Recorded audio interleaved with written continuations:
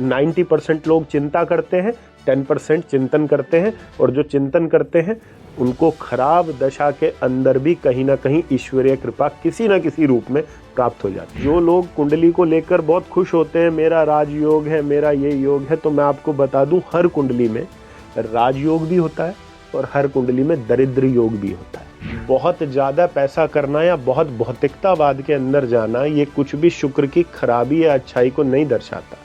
शुक्र को अगर और बारीकी से समझा जाए तो शुक्र प्रेम का कारक है।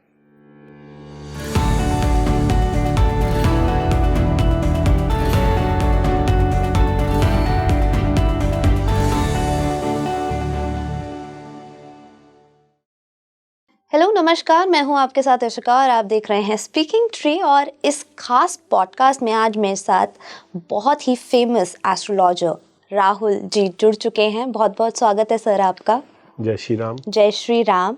आज मैं आपसे बहुत सारी चीज़ें जानने वाली हूँ शुक्र को लेकर, प्लैनेट वीनस को लेकर, क्योंकि बहुत सारी चीज़ें बोली जाती हैं कि कुंडली में वीनस अगर सक्रिय नहीं है या एक्टिव नहीं है तो बहुत सारी प्रॉब्लम्स हैं या नहीं हैं।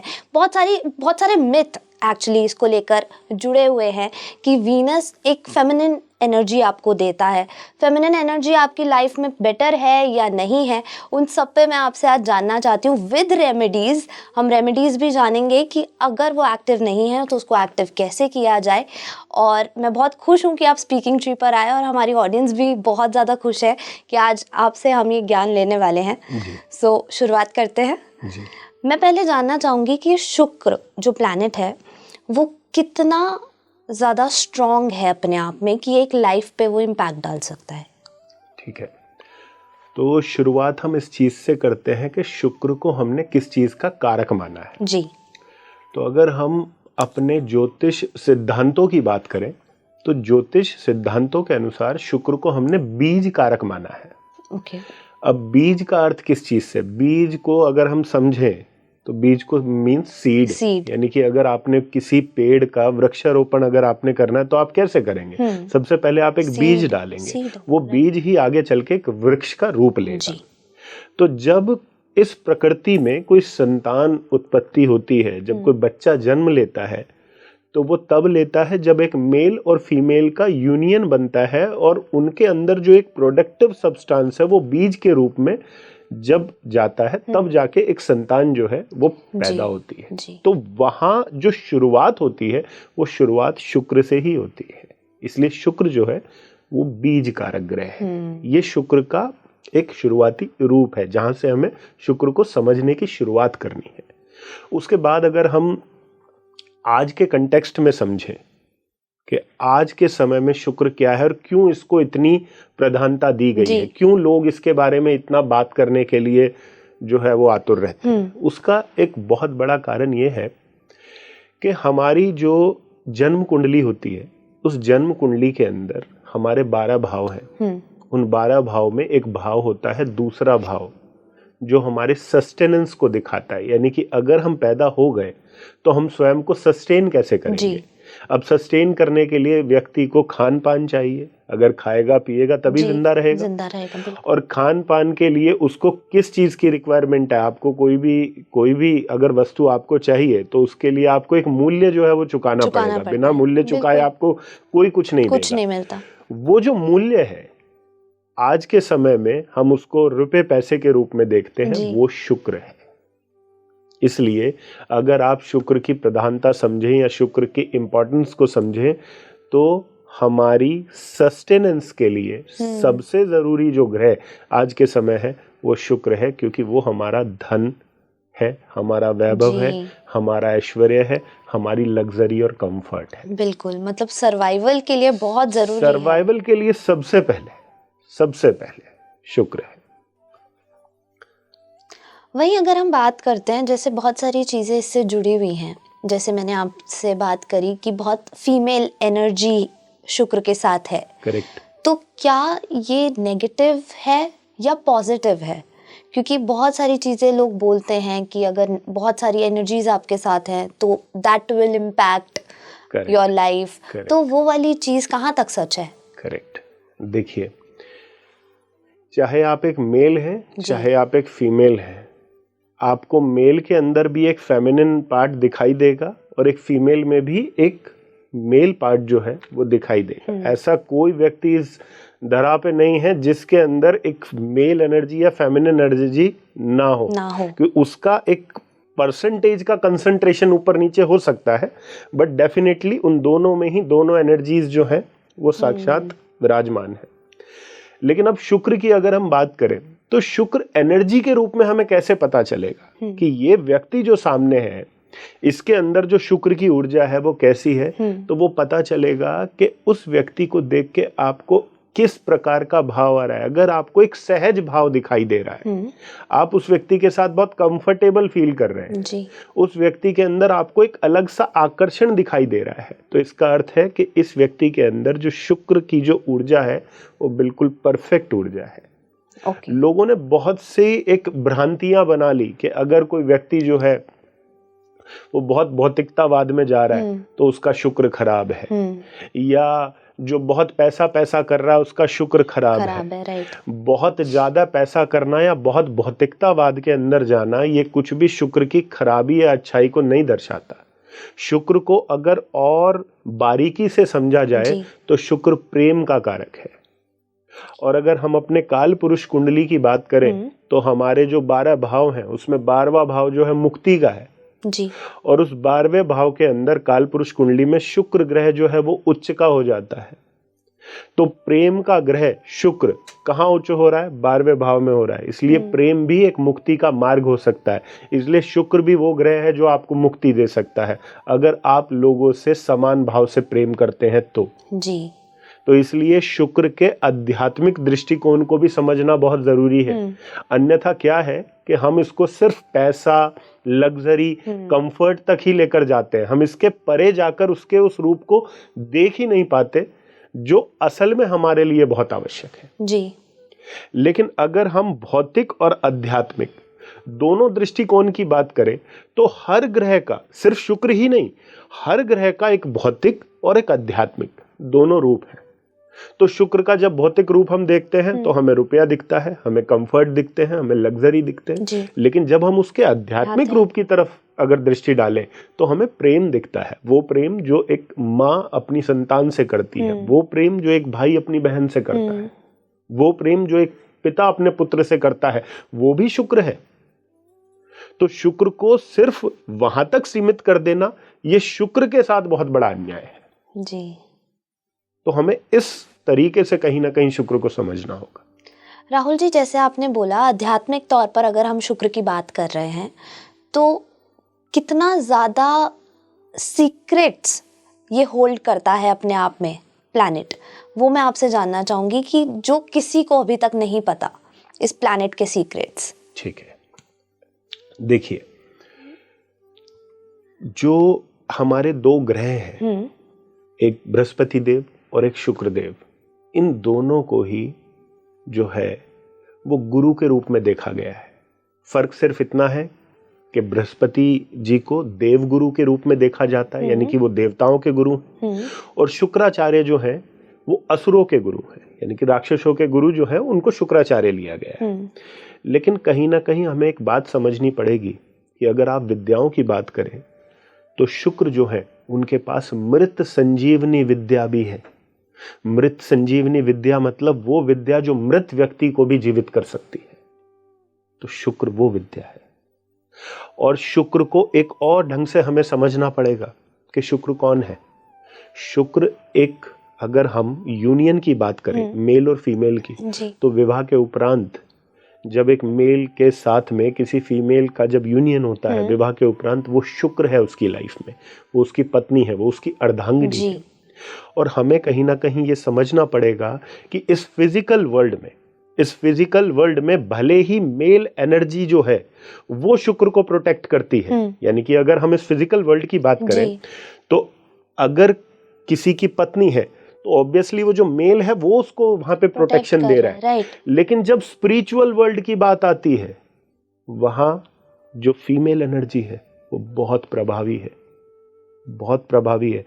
और अगर इसको और अच्छे से आपने समझना है जी। तो आप हमारे देवी देवताओं के स्वरूप देख लीजिए। आप मुझे एक ऐसा हमारे देवी देवताओं का स्वरूप बताइए जिसमें जो फीमेल एनर्जी है वो डोमिनेट ना करती हो। हम क्या कहते हैं? हम राम सीता नहीं कहते, हम कहते हैं सीता राम। हम श्याम राधा नहीं कहते, हम कहते हैं राधे श्याम। तो यहीं से हमें पता चलता है कि स्पिरिचुअल सिग्निफिकेंस की जब हम बात करते हैं, अध्यात्म की जब हम बात करते हैं, तो वो जो एनर्जी है, भले हम उसको फेमिनिन एनर्जी कह रहे हैं और भले वो फिजिकल वर्ल्ड में हमें कमजोर दिख रही है, जब स्पिरिचुअल वर्ल्ड की बात आती है तो आदमी क्या कहता है? या देवी सर्वभूतेषु शक्ति रूपेण संस्थिता। शक्ति किससे मांग रहा है? शुक्र से मांग रहा है, उसकी चरण में पड़ा है। वो किसी और से शक्ति की गुहार नहीं लगा रहा। ठीक। तो यहां हमें ये समझना पड़ेगा कि अगर उसके आध्यात्मिक स्वरूप को देखें तो वो इतना पावरफुल है कि उसका हम कोई लगा ही नहीं सकते, किसी भी तरह का उसका कोई हिसाब नहीं लगा सकते। जी बिल्कुल। वहीं अगर हम बात करें, जैसे कई लोगों का शुक्र बोलते हैं खराब है, कई लोगों का बोलते हैं बहुत अच्छा है कि लग्जरी आ रही है, जैसे आपने भौतिक दुनिया की बात करी। वहीं बहुत सारी चीज़ें ऐसी जुड़ी हुई हैं जैसे हम डिस्कस कर रहे हैं, लेकिन क्या ये सिर्फ कुंडली देखकर ही पता लग सकता है कि शुक्र जो है, जैसे आपने एनर्जीज की बात बीच में भी छेड़ी थी कि अगर आपको बहुत अच्छी फीलिंग आ रही है सामने वाले से, स्टेबल फीलिंग आ रही है, तो उसका शुक्र बैलेंस्ड है। आप सहज फील कर रहे हैं उस व्यक्ति के साथ, you are in a comfortable position. और वो कंफर्टेबल सिर्फ हमें एक फिजिकल कंफर्ट नहीं, हम यहाँ से अपने को कंफर्टेबल फील कर रहे हैं, तो इसका अर्थ है कि उस व्यक्ति का शुक्र अच्छा है। जी। तो क्या ये बिना कुंडली देखे भी हम पता कर सकते हैं, मेल फीमेल दोनों का? देखिए, हम किसी भी व्यक्ति के कर्मों के द्वारा उसके ग्रहों का एक बहुत अच्छा जो है वो आइडिया ले सकते हैं। कैसे ले सकते हैं? फॉर एग्जाम्पल, यदि कोई व्यक्ति है, उस व्यक्ति के अंदर एक प्रेम भाव है, द्वेष नहीं रख रहा है किसी से, राग नहीं रख रहा है। अब मोह और प्रेम में भी एक बहुत बड़ा फर्क है। मोह है कि सिर्फ मेरा है, और प्रेम क्या है कि मेरा भी है और जिसका है उसका भी है। मोह कहता है ये सिर्फ मेरा है, प्रेम कहता है सबका है। तो जहां सबकी बात हो रही है वहां शुक्र बैलेंस्ड है। जहां सिर्फ मेरी बात हो रही है, अर्थात कि शुक्र के अंदर किसी ना किसी तरह की जो है वो मिलावट आ गई है। फिर वो मिलावट चाहे राहु के कारण आई हो, फिर वो चाहे उसके अंदर जो एग्रेशन है या जो उसके अंदर एक क्रोध उत्पन्न हो रहा है वो चाहे मंगल के कारण हो रहा हो, लेकिन कहीं ना कहीं शुक्र के अंदर कोई तो मिलावट हुई है, तभी ऐसा देखने में है, अन्यथा नहीं। राहुल जी, क्या डेस्टिनी ऑफ लाइफ शुक्र चेंज कर सकता है? देखिए, हर ग्रह की अपनी, जैसा मैंने कहा, हर ग्रह का एक भौतिक और एक आध्यात्मिक स्वरूप है। अगर मुझे अपने जीवन में रिलेशंस में प्रॉब्लम आ रही है, अगर मुझे अपने जीवन में धन संबंधित समस्याएं आ रही हैं, अगर मुझे अपने जीवन में कुछ ऐसी समस्याएं आ रही हैं जो मेरे पार्टनर से जुड़ी हुई हैं, तब डेफिनेटली मैं शुक्र की तरफ जाऊंगा। शुक्र ग्रह को अपने कार्यों के द्वारा, जो हमारे उपाय दिए हैं, हमारे शास्त्रों में जो उपाय कहे गए हैं, उनके द्वारा, वेद मंत्रों के द्वारा, वेद पाठ के द्वारा उसको सशक्त करने का प्रयास करूंगा। लेकिन उस प्रयास को करने के बाद मुझे उसमें कितना उसका बेनिफिट मिलता है, कितनी सफलता मुझे मिलती है, ये भी मेरे अपने कर्मों पर निर्भर करता है। क्यों? क्योंकि जैसे हम किसी डॉक्टर के पास जाते हैं तो डॉक्टर हमें प्रिकॉशन और मेडिसिन दोनों देता है। वो हमें ये भी कहता है ये आपने नहीं खाना और ये मेडिसिन आपने खानी है जी। अब कई लोग क्या दिमाग लगाते हैं कि चलो यार, मेडिसिन तो मिल ही गई है, इस प्रिकॉशन को साइड में रखते हैं। हाँ। अगर मेरे को चावल खाने की मनाही है, लेकिन मुझे तो आज चावल बहुत अच्छे लग रहा है, मैं चावल खा लेता हूँ, फिर दवाई खा लूंगा। दवाई बेशक डबल डोज ले लूंगा, ले लूंगा, लेकिन नहीं, ये मुझे खाना है। तो कहीं ना कहीं हमें इस बात को समझना होगा कि हर ग्रह से जुड़ी कुछ प्रिकॉशंस होती हैं। उन प्रिकॉशंस को यदि आपने सही नहीं रखा तो उस ग्रह के उपाय जब आप करने जाएंगे तब वो ग्रह आपको वो सफलता नहीं देगा जो सफलता आप चाह रहे हैं। फॉर एग्जाम्पल, अगर मैं अपनी बात करूं तो मेरे जीवन में मेरी जो अर्धांगिनी है वो शुक्र है मेरे जीवन में। अगर मैं उनको प्रताड़ित कर रहा हूँ, अगर मैं उनको मानसिक रूप से दुखी कर रहा हूँ, शारीरिक रूप से उनको दुख पहुंचा रहा हूँ, और इधर बैठ के शुक्र के जो मंत्रों का जाप कर रहा हूँ कि शुक्र मेरा प्रबल हो जाए, तो मेरे को तो उल्टी मार पड़ जाएगी। अब शुक्र मेरा एक अच्छा करने के बजाय मेरा अनिष्ट कर देगा, क्योंकि मैं उसी ग्रह को प्रताड़ित कर रहा हूँ जिस ग्रह को मैं प्रबल करना चाह रहा हूँ। तो कहीं ना कहीं अपने कर्मों के आधार पर हमें पहले ये देखना है कि क्या हमने उस ग्रह से जुड़े जो अपने रिश्ते हैं, उस ग्रह से जुड़े अपने कारक तत्व हैं, उनको सही रखा है। यदि रखा है तो डेफिनेटली उस ग्रह को लेकर हम जो भी प्रयास करेंगे, चाहे जेमस्टोन के रूप में, चाहे मंत्र के रूप में, चाहे वेद पाठ के रूप में, वो डेफिनेटली आपकी हेल्प करेगा और आपको उन सभी समस्याओं से निजात दिला देगा जो शुक्र से जुड़ी हैं। लेकिन ये सब कर्मों पर निर्भर करता है। बिल्कुल, कर्म बहुत कर्म तो प्रधान है बिल्कुल प्रधान है। इसीलिए कहा गया अवश्यमेव भोक्तव्यम कृताकर्म शुभाशुभम। यानी कि जो भी आप कर रहे हैं कर्म, वो चाहे गलत है सही है, उसका शुभ अशुभ परिणाम आपको झेलना ही पड़ेगा। बिल्कुल, उससे आप बच नहीं सकते जी।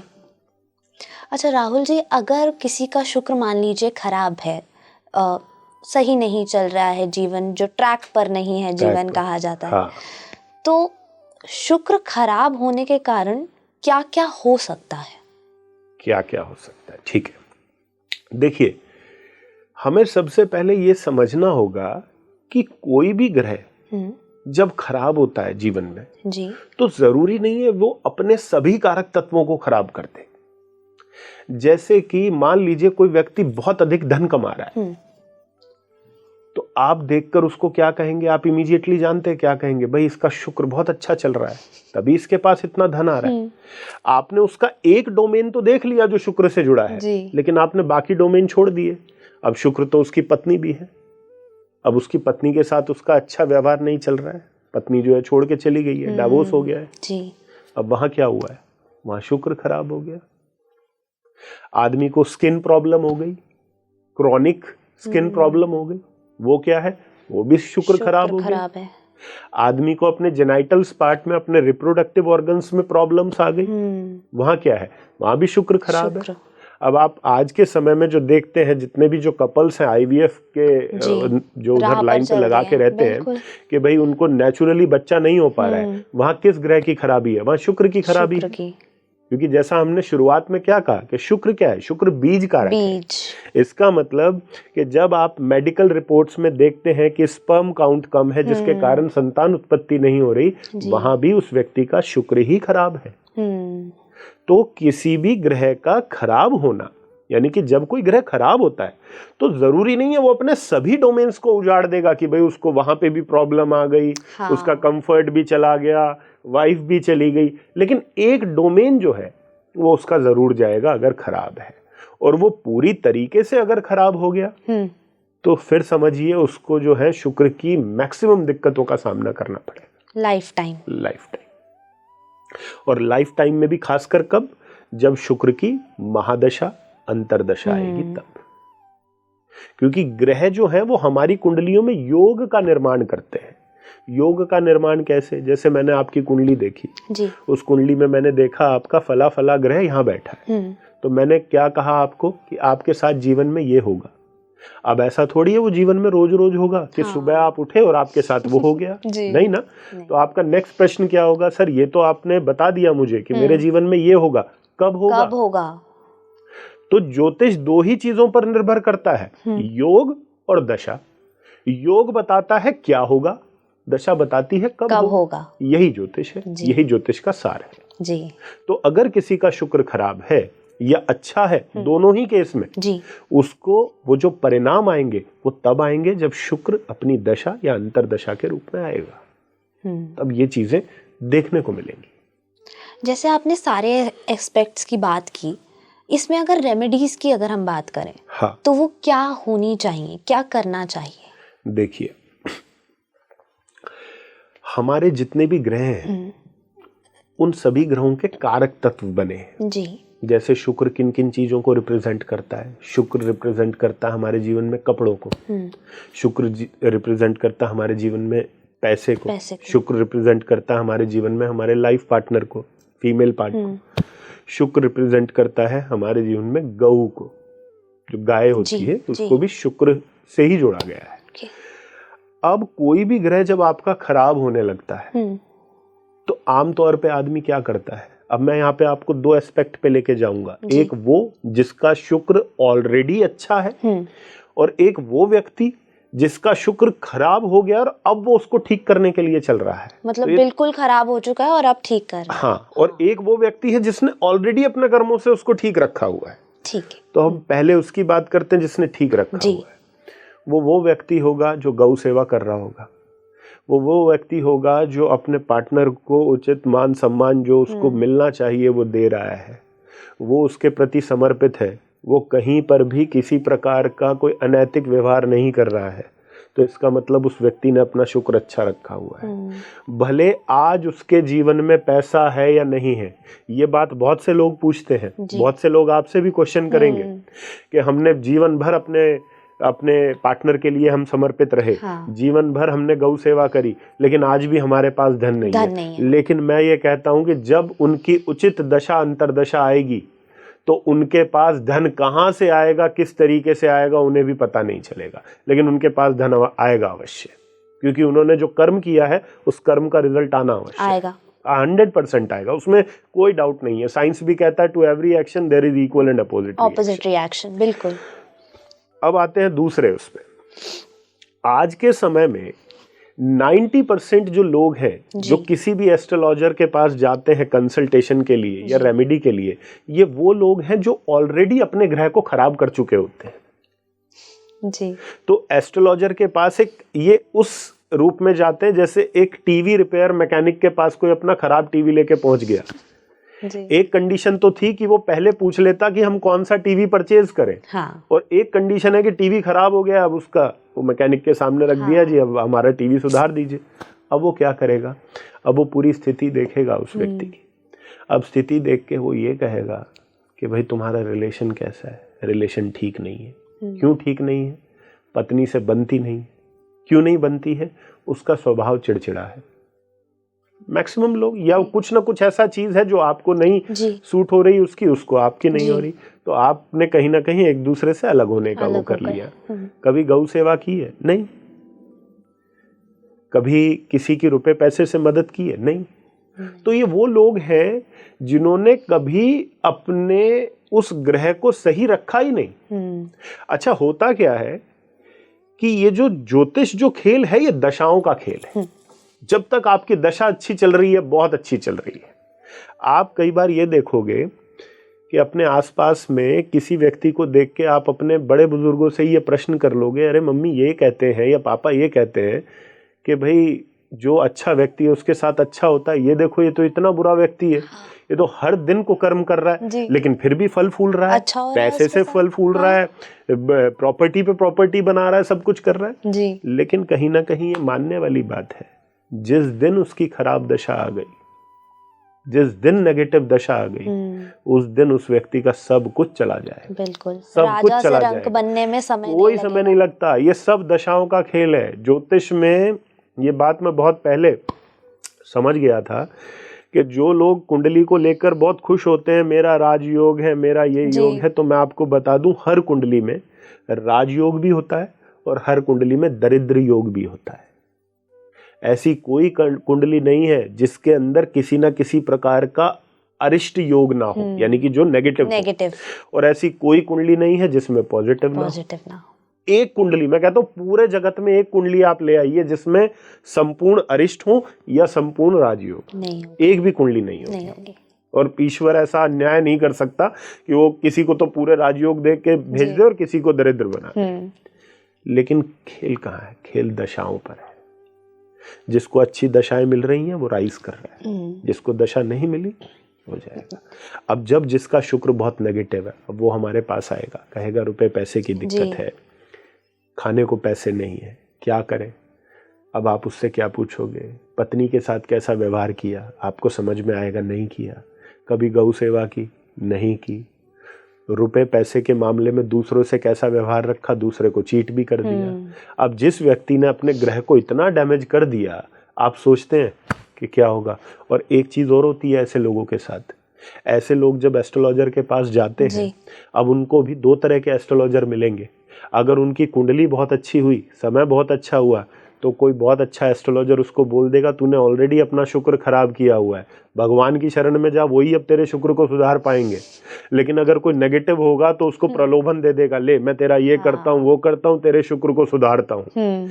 आप यकीन मानिएगा, इस जगत में कोई ज्योतिषी ऐसा नहीं है जो किसी के ग्रह को सुधार सके।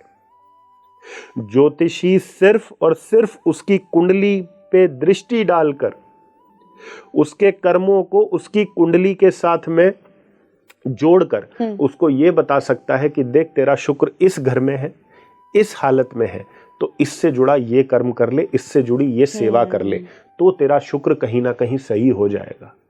अगर वो किसी एक्सटर्नल उपायों पर चला गया कि लो मैं कुछ नहीं करूंगा, आप मेरे लिए कर दीजिए, ये मैं आपको पैसा दे देता हूं, तो यकीन मानिए कुछ नहीं होगा, उसका शुक्र वहीं का वहीं रहेगा। हाँ, इसका शुक्र जरूर मजबूत हो जाएगा जिसके पास पैसे आए जी। ठीक है, तो ये लेकिन कहीं ना कहीं सिर्फ गाइडेंस का काम होता है। आप बोल रहे हैं कि सिर्फ बता दिया जाता है ये चीज खराब है, इसको इस तरीके से ठीक कीजिए, और अगर बहुत ही ज्यादा खराब है तो प्रभु ही हैं जो कर सकते हैं। देखिए, जो हमारी जन्म कुंडली है ना, ये हमारी पैथोलॉजी रिपोर्ट है। आप कोई टेस्ट रिपोर्ट कराते हैं, मेडिकल, आपका ब्लड लिया जाता है, आपको पूरा टेस्ट आता है कि आपका ये बढ़ा हुआ है, ये घटा हुआ है। उसके आधार पर आप अपना विचार करने लगते हैं कि मुझे अब आगे का जो जीवन है, मेरा कोलेस्ट्रॉल बढ़ा हुआ बताया, अब मैं आगे से तला हुआ अवॉइड करूंगा। राइट, तला हुआ अवॉइड करूंगा। अब हम क्या करते हैं, जब हमारे पास एक जन्म कुंडली आती है तो हम उस जन्म कुंडली में देखते हैं ग्रहों की स्थिति क्या है। सपोज हमें किसी का शुक्र खराब दिखा, ठीक है, आपके पास आपकी जन्म कुंडली मेरे पास आई, अभी आपके शुक्र की दशा नहीं है, तो मुझे दिखा कि इशिका जी आपका जो शुक्र है वो इस भाव में बैठा है और ये पीड़ित है। पीड़ित मतलब परेशानी में। और जब इसकी दशा आएगी तो आपको कुछ परेशानियों का सामना करना पड़ेगा। तो आपको एक वक्तव्य तो मैंने दे दिया, लेकिन अब ये क्या हुआ, इस वक्तव्य से क्या हुआ, अब मैं आपको ये बताऊंगा कि आपका शुक्र इस भाव में पड़ा हुआ है, आपका शुक्र इन ग्रहों से पीड़ित है। तो आप अभी से, क्योंकि 1 साल बाद आपकी शुक्र की दशा आनी है या है, आप इन चीजों पर अभी से ध्यान देना शुरू कर दीजिए। आप गौ सेवा कीजिए, मन से गौ सेवा कीजिए, ऐसे फॉर्मेलिटी के रूप में नहीं कि मैंने बता दिया तो चलो जी गौ सेवा कर ठीक करना है, ये नहीं करना है, ये इंटेंशन ही नहीं होना चाहिए। मैं कहता हूं, आपने अगर मुझसे पूछा कि कोई ग्रह ठीक हो सकता है, मैं कहता हूं 100% हो सकता है, 100% हो सकता है। लेकिन उस 100% ग्रह को ठीक करने के लिए आपका भाव भी 100% होना चाहिए, प्योर होना चाहिए। क्योंकि ज्योतिष में अगर कोई चीज कार्य करती है तो वो इंटेंट काम करता है कि आप किस इंटेंट के साथ जा रहे हैं। अब कई लोग क्या करेंगे, मैंने कह दिया भाई आप गौ सेवा कीजिए, वो लिया और ऐसे फेंक के आ गए, क्योंकि उनके पास पैसे थे, उन्होंने सोचा नहीं, जाइए जैसे बच्चे को खिलाते हैं ऐसे खिलाइए, उस पर हाथ फेरिए, वहाँ थोड़ा समय बिताइए। ये कार्य जब आप करेंगे ना तो आपका शुक्र अपने आप अच्छा होगा। अब बात ये आती है कि अब इसके बाद जब आपके शुक्र की दशा आएगी तो क्या आपको पीड़ा होगी? होगी, लेकिन उतनी होगी जिसको आप हंसते खेलते सहन कर। ये ठीक वैसा है कि आप बाहर बारिश में जा रहे हैं जी। अब आपको डर है कि आप भीगोगे, तो जो आपका कर्म है, जो आपने उस ग्रह को लेकर किया है, उस कर्मों के द्वारा ईश्वर आपको एक छतरी पकड़ा देगा कि ये छतरी लो और वहां से निकल जाओ। भीगोगे नहीं, छींटे आएंगे। तो वो जो दशा जब आएगी परेशानी होगी, लेकिन वो परेशानी को भी आप निकाल लोगे क्योंकि आपने उस ग्रह से जुड़ा अच्छा कर्म किया हुआ है। मतलब उतनी हिम्मत आपके अंदर आ जाएगी, आप झेल लेंगे उस चीज को। तो ये तो हो गया वो कर्म जो हमें करना है, किसके रूप में? गौ सेवा के रूप में। कोई आर्थिक रूप से तंगी में है, उसकी आर्थिक रूप से अगर आप मदद कर रहे हैं तो डेफिनेटली आप अपने शुक्र को बलि कर रहे हैं। ये बात हम सब लोग जानते हैं, इनफैक्ट वो लोग भी इस बात को मानते हैं जो ज्योतिष को नहीं मानते कि what goes around comes around. जो जा रहा है आपकी तरफ से यूनिवर्स में, वही आपके पास लौट कर आएगा। बिल्कुल। तो यदि आपका स्वभाव ऐसा रहा है, यकीन मानिएगा, यदि आपका स्वभाव ऐसा है कि जब आपने किसी भी ऐसे व्यक्ति की जो आर्थिक तंगी में है और आप आर्थिक रूप से संपन्न है और आपने उसकी मदद की है, तो जब वो समय आपका आएगा तो ईश्वर चाहे किसी और को माध्यम बनाए, लेकिन आपको भी उस समय पर जो आर्थिक मदद चाहिए वो आप तक पहुंच जाएगी, पक्का पहुंच जाएगी। इसलिए हम जिस ग्रह के बारे में चिंता करते हैं, अब यहाँ मैं एक पॉइंट ऐड करूंगा जी। हम लोगों का प्रॉब्लम ये है कि हम ज्योतिष में ग्रहों के बारे में चिंता ज्यादा करते हैं, चिंतन नहीं करते। अगर चिंतन करें जी तो हमें कभी समस्या नहीं आएगी। बिल्कुल। 90% लोग चिंता करते हैं, 10% चिंतन करते हैं, और जो चिंतन करते हैं उनको खराब दशा के अंदर भी कहीं ना कहीं ईश्वरीय कृपा किसी ना किसी रूप में प्राप्त हो जाती है जी। और इसके अलावा जो स्पिरिचुअल रेमेडीज की अगर हम बात करें, तो जैसे मैंने कहा कि शुक्र किस चीज का कारक है? प्रेम का कारक, प्रेम का। तो जो व्यक्ति जब भक्ति में होता है, जो प्रेम वो ईश्वर के प्रति फील करता अपने अंदर, वो भी कहीं ना कहीं शुक्र के कारण है। वो जो अट्रैक्शन जो है, जो एक अट्रैक्शन वाला जो फीचर होता है, जब हम कहें कि ये व्यक्ति बहुत अट्रैक्टिव है, लोग इसकी प्रति बहुत आकर्षित होते हैं, तो ये भी शुक्र का प्रभाव है, जान लीजिएगा। और आकर्षण एक ऐसा फीचर हम कह सकते हैं कि जो जरूरी नहीं है कि सिर्फ रूप रंग पे ही हो। कोई व्यक्ति है, उसका स्वभाव इतना अच्छा होता है कि हम अपने आप उसकी तरफ आकर्षित होते हैं, तो इसका अर्थ है उस व्यक्ति का शुक्र बहुत अच्छा है। और यदि हम भगवान की तरफ भी आकर्षित हो रहे हैं, तो वहां पर भी शुक्र काम कर रहा है। जैसे मैंने कहा कि हर ग्रह का एक आध्यात्मिक और एक भौतिक दोनों रूप होते हैं जी। तो जब आप भगवान के प्रति भी आकर्षित हो रहे हैं, वहां पर भी शुक्र काम कर रहा है। और जैसा मैंने कहा, शुक्र किस चीज का कारक है? प्रेम का कारक है। तो जब शुक्र, मैंने ये एक रिसर्च की थी कि मोस्ट ऑफ द टाइम, जैसे दिल्ली के क्लोज में हमारा एक बहुत अच्छा तीर्थ स्थान है जिसको हम खुद प्रेम की संज्ञा देते हैं, वृंदावन। ठीक है। तो वृंदावन में आप देखेंगे कि जब भी कोई व्यक्ति वृंदावन विजिट करता है, तो मोस्ट ऑफ द टाइम हमने पाया है कि उसके जन्म कुंडली में शुक्र की महादशा, शुक्र की अंतरदशा या शुक्र की प्रत्यंतर दशा चल रही होती है। वो व्यक्ति वृंदावन जा रहा होता है। मतलब आपको बुलावा ही तब आएगा? बुलावा भी तब आता है। आप जितने भी ग्रह हैं, सिर्फ ये नहीं, जितने भी ग्रह, आप यकीन मानिएगा, शुक्र की महादशा किसी की है, शुक्र की अंतरदशा किसी की है, शुक्र की प्रत्यंतर दशा किसी की है। मैक्सिमम टाइम अगर वो व्यक्ति किसी तीर्थ स्थान पे विजिट करेगा, तो वो तीर्थ स्थान या तो किसी देवी का होगा, या तो देवी का होगा, वृंदावन होगा, या किसी फीमेल डिटी का होगा। इसी प्रकार जैसे सूर्य की महादशा है, तो सूर्य को किससे जोड़ा है हमने? भगवान शिव से जोड़ा है, भगवान श्री राम से जोड़ा है। तो आप देखेंगे कि जब कोई व्यक्ति सूर्य की महादशा से गुजर रहा है, अंतरदशा से गुजर रहा है, तो वो व्यक्ति या तो श्री राम के दर्शन करने जाएगा या महादेव के दर्शन करेगा। तो हमारे जो ग्रह हैं, ये हमारी मानसिकता ही, हमारा केमिकल कंपोजिशन ही ब्रेन का वैसा कर देते हैं कि हमें वो ही डायरेक्शन जो है वो समझ में आने लगता है। मतलब आपके सेल्स ही वैसे काम करने लग जाएंगे? वैसे काम करने लगते हैं। ओके। तो जो हम जिसको न्यूरो प्रोग्रामिंग कहते हैं, वो सब हमारे ग्रह हमारे अंदर कर देते हैं। अब आप यकीन मानिएगा, किसी की चंद्रमा की दशा चल रही है और एक आदमी की मंगल की दशा चल रही है, तो चंद्रमा के ठीक महादशा के बाद मंगल की महादशा आती है। तो चंद्रमा कैसा प्लेनेट है? वाटरी प्लेनेट है। वाटरी तो थोड़ा ठंडा प्लेनेट कहेंगे इसको, कोल्ड प्लेनेट कहेंगे। आदमी को सर्दी ना ज्यादा लगेगी।